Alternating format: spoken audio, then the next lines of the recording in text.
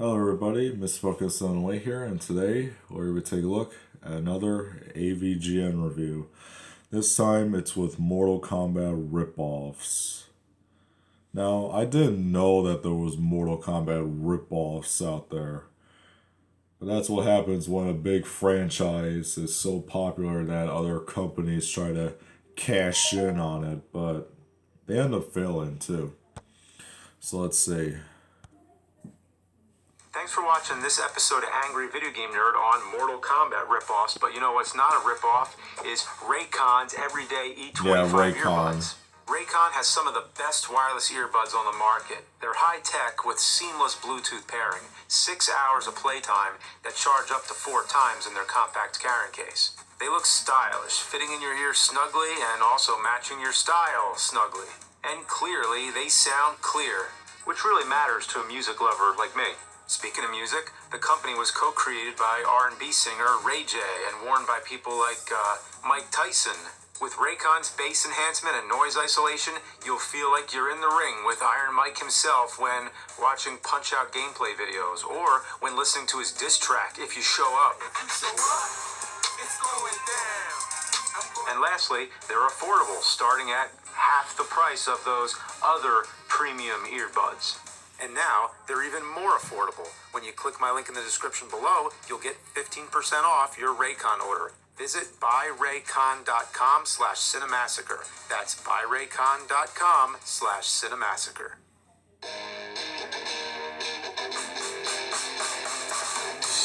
He's gonna take you back to the past to play the shitty games that suck ass. He'd rather have a buffalo.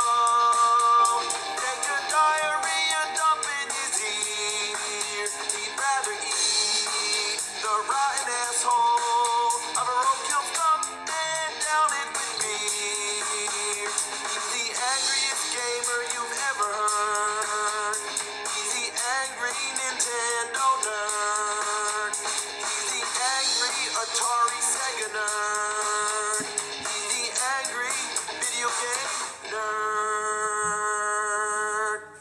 Where were we? Okay, so as I was saying last time, Mortal Kombat went on to inspire a generation of knockoffs and imitators that just couldn't replicate what Midway was doing. But don't think that stopped anyone from trying, though I sure wish they did.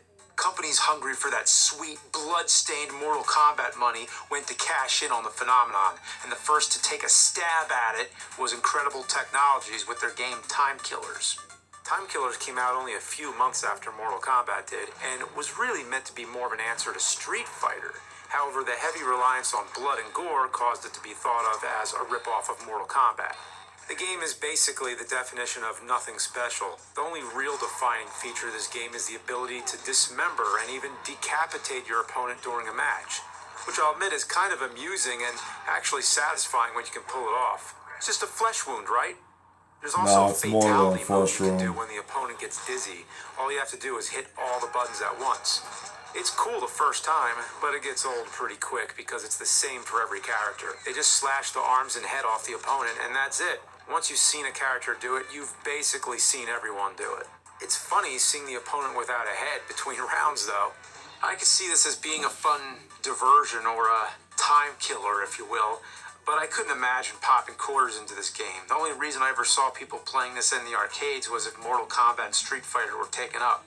It's funny to say, but Mortal Kombat had class, but this game feels like a dirty 50-cent hooker you came across in an alley. It really goes to show you that Mortal Kombat had so much more than just the violence going for it. The gameplay was fun, and the story was cool. The violence was just the cherry on top. Not to mention, the characters were memorable. You know, Scorpion, Sub-Zero, Liu Kang, Johnny Cage, Sonya, Kano, Raiden. We all know them. But who the fuck remembers Wolf, Leaf, Thug, Mataz? I only know them because I'm looking at them. The second I turn this off, I'll go back to my blissful existence of not remembering. The entire roster is just unappealing to look at. Their animation sucks, and they're as generic as hell. The only character I kinda like is Rancid because he has a chainsaw. But oh my, is he hideous. He's basically the epitome of what 90s corporate suits thought was edgy. A big-ass hoop earring and a mohawk the color of mucus. Yup, that's 90s edgy in a nutshell, even though it says he's from the year 2024. Well, if this is what people look like in 4 years, we're doomed as a society. And no, I'm not reviewing this in the year 2024 because I'm doing it right now. So the whole point of the game is to beat everyone and then fight against Death himself to become immortal, which Death apparently is because he says it every chance he gets.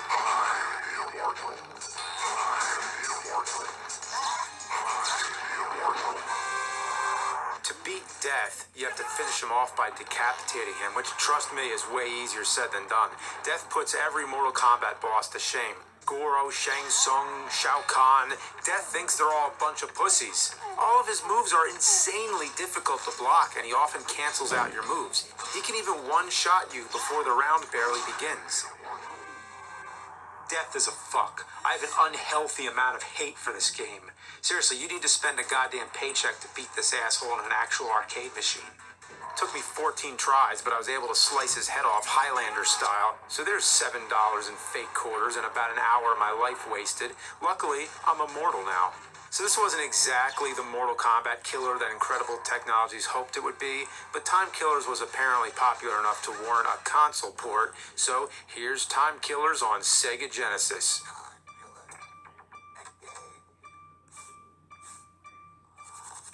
Oh, those graphics. You gotta be kidding me. Okay, so this game came out in '96. I mean, what's the point? There were Genesis games in '89 that looked better than this. This could pass as an NES or Master System game. Look at this. Matrix doesn't even have a face. She doesn't have a face. The sound is god-awful, too. All the characters sound like they're being strangled. And the music sounds like the London Symphony Orchestra if they replaced their instruments with diseased roosters. The fact that this got released so late in the Genesis's lifespan, and no, the fact this got released at all, shows that they just didn't give a fuck. I played the game long enough to get to Death, which took less than 10 minutes. I beat every other character on my first try, but Death is as cheap as ever. And unlike the arcade, you only get 4 continues. So, yeah, I didn't beat him, and I don't give a shit. I'd rather play Fred Savage Savage Fury Tournament Fighter. At least that one had better controls. This is not worthy of the Sega Genesis. I mean, I don't understand how an actual person could look at this game and think it was morally right to charge money for it. They sold this to people for money. They should be ashamed. But believe it or not, Capcom was actually impressed with Time Killers, the arcade version that is, enough so that they gave Incredible Technologies the opportunity to make Street Fighter the movie the game. So get this, a company that ripped off Mortal Kombat and Street Fighter was paid by Capcom to make a Street Fighter game that rips off Mortal Kombat. Just blows my mind. Back in my Street Fighter 2010 review, I talked about Street Fighter the movie the game, or so I thought. What I actually talked about was the version that Capcom developed and released on home consoles. However, the arcade version is an entirely different game. So why did Capcom say fuck you to Incredible Technologies and make their own version? Well, just look at it. Gone are all the things that made Street Fighter a success. The precision is replaced with clunky button mashing, the iconic music is replaced with generic droning background noise that barely qualifies as music, and the voice acting... Yeah. Just like Time Killers, the game wants nothing more than all the quarters in your pocket. The game can be downright unfair at times. The difficulty spikes randomly, and some fighters are damn near impossible. The worst fight by far is against Sagat. He has this eye laser that freezes you, and he uses it a lot.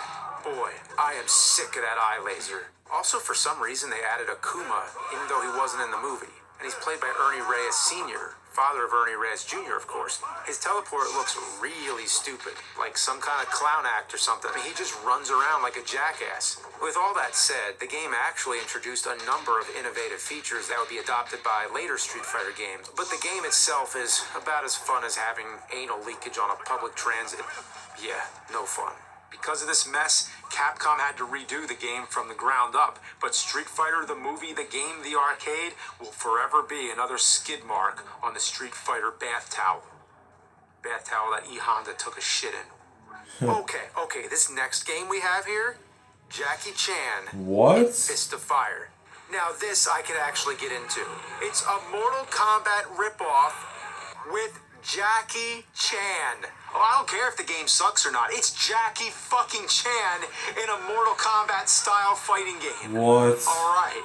This is actually an update of a game called Jackie Chan the Kung Fu Master. In that version, Jackie Chan's a boss character and isn't playable though. But in Fist of Fire, you get not one, not two, but three versions of Jackie Chan to play as. This game is ass, but it's fun ass. It's in no way a perfect game, but if I saw this at an arcade, I'd definitely toss some quarters in. Other than the three versions of Jackie Chan, there's also 6 other characters to choose from, each of which was either in a Jackie Chan movie or part of his stunt team. The game is pretty damn difficult, but the novelty alone makes it fun to play. Also, there's fatalities. That is, unless you're fighting as Jackie Chan or against him. He's the only character that can't be finished off, and if he loses, he gets right back up and congratulates the winner. And that is so Jackie Chan, to get right back up after a beatdown and give a thumbs up. The fatalities are actually pretty gruesome too. People get cut in half, crushed, and blood sprays from their throat. Other than that, it's pretty lighthearted like most of his films. This would definitely be good for getting some friends around, having a beer, and beating the shit out of each other. In the game though, not in real life. Okay. Overall, a fun diversion. It was good to cleanse the palate from all the diarrhea we've been gargling. But don't worry, from here on out, you're gonna see some serious shit. Here it is. Tattoo Assassins. Now, we're really getting into it. This is possibly the most notorious of all the Mortal Kombat ripoffs, and the crazy thing is it was never actually released. The game was developed by Data East Pinball, a company that, well, get this, only made pinball games. Who would have thought? But what's even crazier, it was created by Bob Gale, the writer of Back to the Future. What? Yeah, I don't even know what to think of this. A Mortal Kombat ripoff developed by a pinball company, created by the writer of Back to the Future? Is this real life? The story centers around this guy in a diaper and his magic ink that gives people powers. Only certain people can handle the ink, while others turn into hideous mutants. An evil guy named Colden steals the ink and decides to make an army of mutants to take over the world, and you have to stop him. There's 9 extremely generic characters to choose from, all with their own unique marketing logo and backstory. Honestly, though, I haven't read any of them because I can't stop staring at their faces. The eyes are drawn on most of them. Some look okay, I guess, but others have these weird googly eyes that are staring off to the side. The best is AC Current with the goofiest smile I've ever seen. So what really makes Tattoo Assassins stand out from all other fighting games is the amount of fatalities.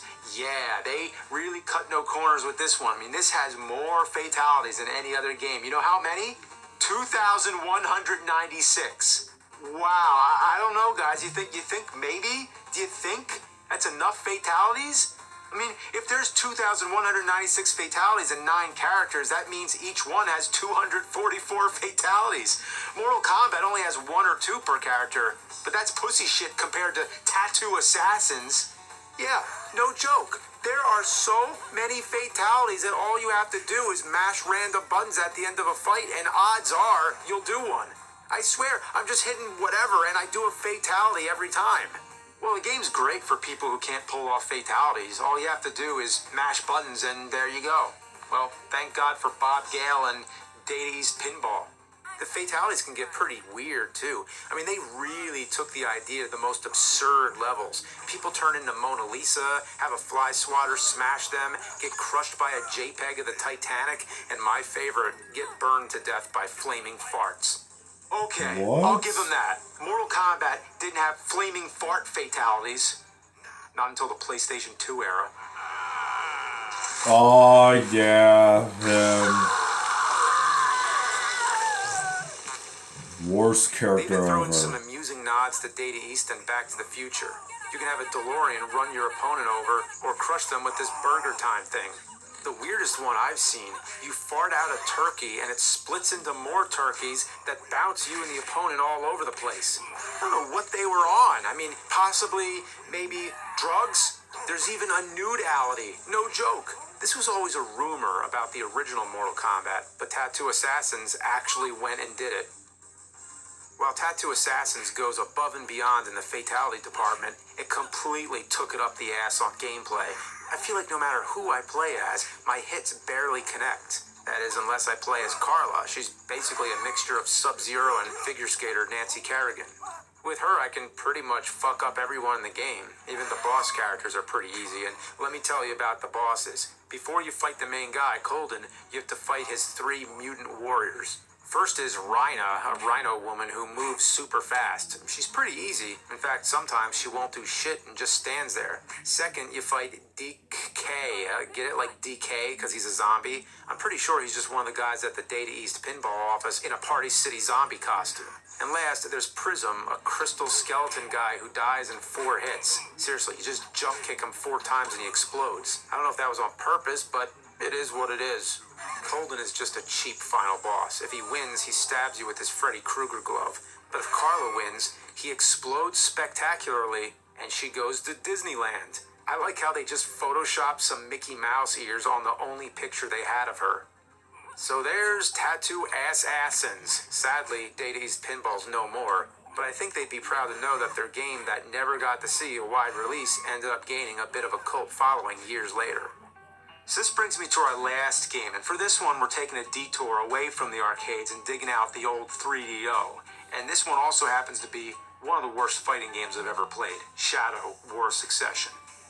Now, before I show you this, I need you to keep in mind, this is a real game. This was released on home consoles. The first thing you get is this cutscene of a helicopter flying past the Statue of Liberty, which is piss yellow for some reason. And how'd they screw that up? Because the helicopter's green. So it's not like they couldn't make it the right color. Also, listen to that music. This was on the 3DO, a CD-based console, and the music sounds like it was made by someone fucking a Casio. So then the helicopter flies up to a building where a terrible 3D model is standing and begins to shoot into it at 1 frame per second. Turns out this was a hit on Kincaid Storm, a billionaire and leader of the evil organization SHADOW, Shadow, which stands for Syndicate of Hate, Anarchy, Destruction, and Organized Warfare. But it should stand for Shitty Heap of Ass Doused in Orangutan Whiz. Good lord, look at that select screen. Look at those characters. Anvil, Carlos, or is it Carlo 3? I mean, holy shit, I know I called the characters in Time Killers and Tattoo Assassins generic, but for fuck's sake, this game changes the meaning. I don't even think generic covers it.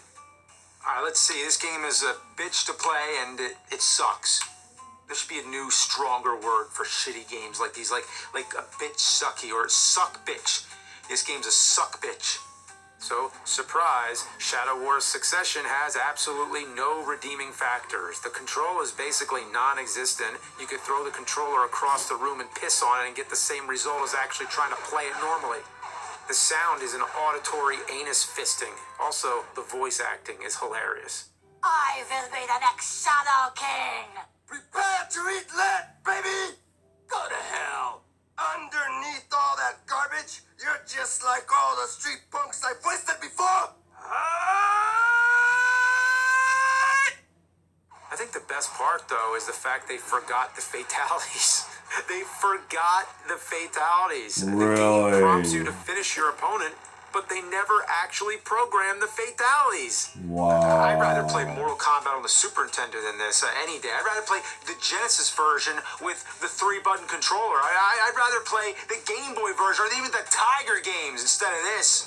How do you rip off Mortal Kombat but fail so hard you forget to program fatalities in the game? Not like it'd help. The game itself is such a mess that nothing could possibly save it.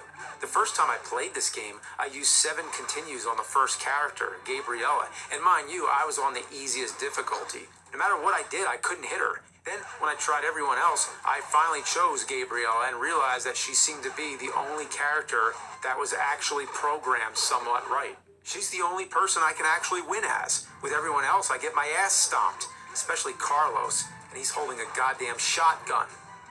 So I struggled my way through the game only to get to the end and find out you can't fight the boss on easy mode, so I went through again.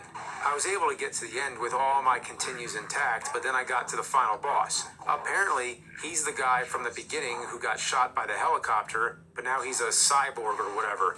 It doesn't matter. All you need to know is he puts every video game final boss to shame, even death from Time Killers.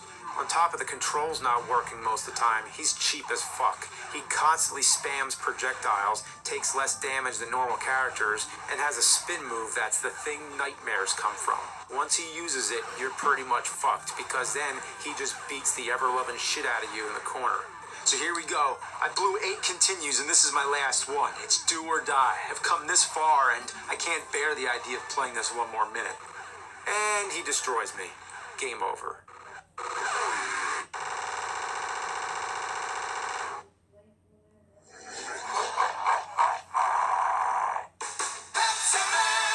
Oh no. That's it.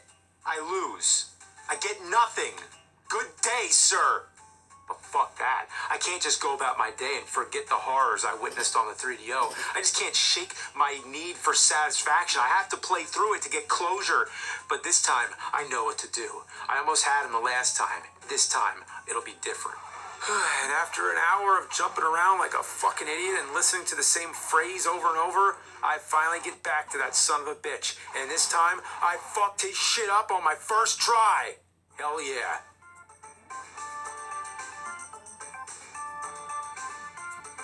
Well, that's the ending. Can't say I expected much. You know, I had beat it for my own peace of mind, but was it worth it? No. Truthfully, I'd rather lick a cat's asshole. A cat's hole. Yeah, you know, if you have a black cat like mine, the brightest part on the cat is the asshole. It almost glows in the dark. When he runs down the basement, it looks like a white dot bouncing down the steps. Cat's hole. Looks like a broken off banana. But before I start elaborating further on cat's holes, I better come up with an ending. Unfortunately, I got nothing. So, I'll just have to rip off some previous AVGN episodes.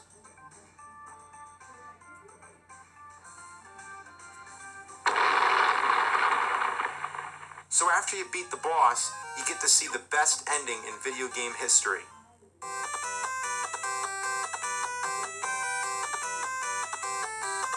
What a piece of shit. Pickle. You're easier to beat in real life than you are in that fucking game, you no good piece of...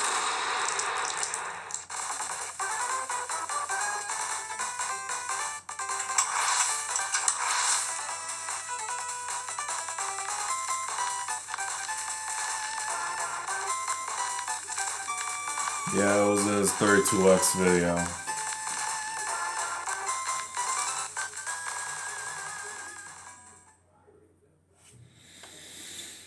Alright, so that was the Mortal Kombat Ripoffs video, and yeah, those were some ripoffs, alright.